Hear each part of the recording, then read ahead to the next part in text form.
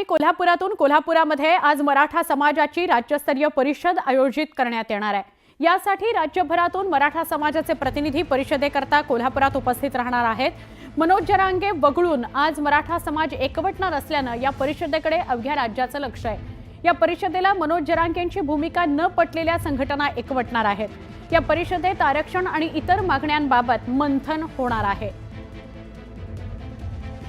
आमचे प्रतिनिधी ज्ञानेश्वर साळोखे यांच्याशी थेट बोलूया। ज्ञानेश्वर, ही महत्त्वाची बातमी आहे। हा महत्त्वाचा विषय याकरता आहे की मनोज जरांगेंची भूमिका ज्यांना पटलेली नाही, मान्य नाही, असे सगळे मराठा संस्था समाजाचे लोक एकत्र येणार आहेत। आज कोल्हापूरकडे सगळ्यांचं लक्ष असेल, काय सांगाल? सुवर्णा, या राज्यस्तरीय बैठकीला आता महाराष्ट्रभरातून विविध संघटनांचे पदाधिकारी यायला सुरुवात झालेले। या ठिकाणी पाहायला गेलं तर मोठ्या प्रमाणात मराठा आंदोलक आहेत ते या ठिकाणी गर्दी करताना आपल्याला पाहायला मिळतात आणि आज 10 वाजल्यापासून 1 वाजेपर्यंत ते या विविध विषयावरती विचारमंथन करणार आहेत। आणि आपण ज्या पद्धतीने म्हणलो मनोज जरांगे पाटील, त्या जरांगे पाटलांना वगळून ह्या संघटना इतर आता एकत्र आलेल्या आहेत आणि ती आपली भूमिका सरकारपर्यंत मांडणार आहेत। त्यामुळे या सगळ्यांना मनोज जरांगे पाटील यांची भूमिका पटली आहे का नाही हे थेटपणे सुद्धा आपण विचारणार आहोत। काय सांगाल, आज तुम्ही बाकीच्या सगळ्या संघटना एकत्रित येत आहे, मनोज जरांगे पाटलांना मात्र वगळले गेले? नाही, आम्ही 25 वर्षापासून ज्या संघटना काम करतात त्या संघटना ह्या सगळ्या एकत्र आलेल्या आहेत। राज्यात 30-35 संघटना ज्या आहेत, मराठा महासंघ आहे, अखिल भारतीय मराठा सेवा संघ आहे, मराठा आरक्षण संघर्ष समिती आहे, मराठा समन्वय समिती आहे, क्रांती ठोक मोर्चा आहे, समन्वय समिती आहे, अशा अनेक संघटना, शंभूराजे संघटना आहेत। ह्या सगळ्या संघटना आजपर्यंत 25 वर्षापासून काम करत आल्यात आणि त्यांना आज कुठं व्यासपीठी नाही आहे आणि धड मराठा समाजाचा प्रश्नही सुटलेला नाही आहे। या राज्यात छत्रपती शिवाजी महाराजांचा हा राज्य महाराष्ट्र आहे। या महाराष्ट्रात मराठ्यांना न्याय मिळत नाही, म्हणून पुन्हा एक मोठा एल्गार करण्यासाठी आमच्या सगळ्या संघटना एकत्र आलेलो आहे आणि आम्ही पुढचं आंदोलनाची दिशा या ठिकाणी ठरवणार आहे। खरं तर जरांगे पाटील सुद्धा हीच मागणी घेऊन आहे, ते आंदोलन करतायत।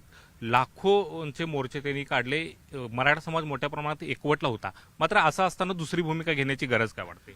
दुसरी भूमिका आम्ही घेत नाही आहे आणि जरांगे पाटलांच्या बरोबर जे लाखो लोक होते ते आमच्यातल्या सगळ्या संघटनांनी आम्ही सुद्धा तिथं होतो, त्यांना पाठिंबा देत होतो। त्यांची भूमिका आजची जी आहे, प्रत्येक वेळेला उपोषणला बसायचं आणि सरकारबरोबर संबंध ठेवायचे नाही, यामुळे आम्हाला जरा हा प्रश्न कधी सुटेल ही चिंता लागलेली। ही भूमिका त्यांची तुम्हाला पटलेली नाही? थोडी पटलेली नाही। जोपर्यंत सरकारबरोबर तुम्ही समंजस वाटाघाटी करत नाही, सरकारबरोबर जाऊन बसत नाही, सरकारकडनं आपल्या मागण्या मान्य करून घेणार नाही, तोपर्यंत हा प्रश्न सुटणार नाही।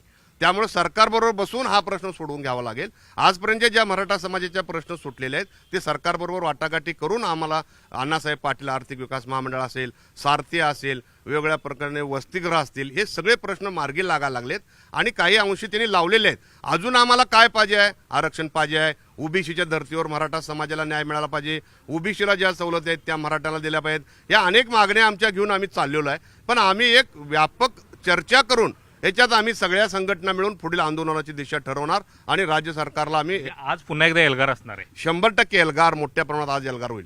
नक्कीच या ठिकाणी पाहायला गेलं तर मराठा संघटना आता एकवटताना पाहायला मिळतात। जरांगे पाटील यांची भूमिका या सगळ्यांना पटलेली दिसत नाही, कारण राज्य सरकारच्या सोबतचा त्यांचा डायलॉग आहे ते होताना दिसत नाही आणि वारंवार ती भूमिका बदलतात।